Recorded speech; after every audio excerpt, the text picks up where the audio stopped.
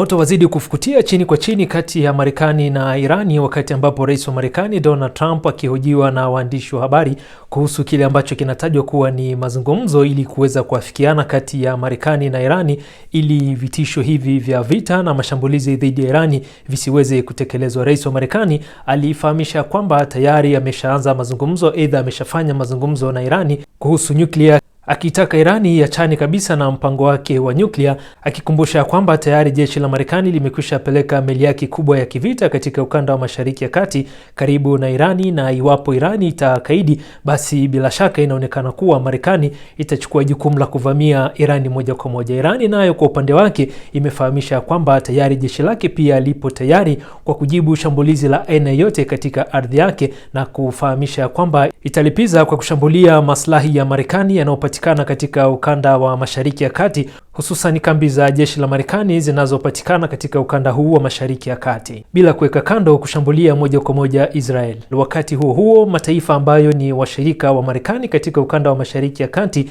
yameweza kufahamisha kwamba hayatoruhusu jeshi la Marekani la anga kutumia anga la mataifa hayo kushambulia Irani, kwa kuwa katika kipindi hiki cha mabadiliko makubwa ya kimkakati kulishuhudiwa ushirikiano mpya kati ya Irani na mataifa tofauti katika ukanda huu wa Mashariki ya Kati, ikiwemo Saudi Arabia ambaye pia ni mshirika mkubwa wa Marekani. Kitendo cha Saudi Arabia kuonyesha wazi ya kwamba inashirikiana na Irani na kusaini baadhi ya mikataba ilionyesha ya kwamba tayari ni mabadiliko makubwa, na Marekani iwapo haitoka chonjo, basi inaweza kupoteza ushawishi wake katika ukanda mzima huu wa Mashariki ya Kati. Vile vile inataja kuwa jeshi la China na jeshi la Urusi litaungana na jeshi la Irani kwa ajili ya kufanya mazoezi kukabiliana na shambulizi la aina yote kutoka katika jeshi la Marekani. Unadhani Marekani itarudi nyuma ikimhofia China na Urusi kushirikiana na Irani moja kwa moja?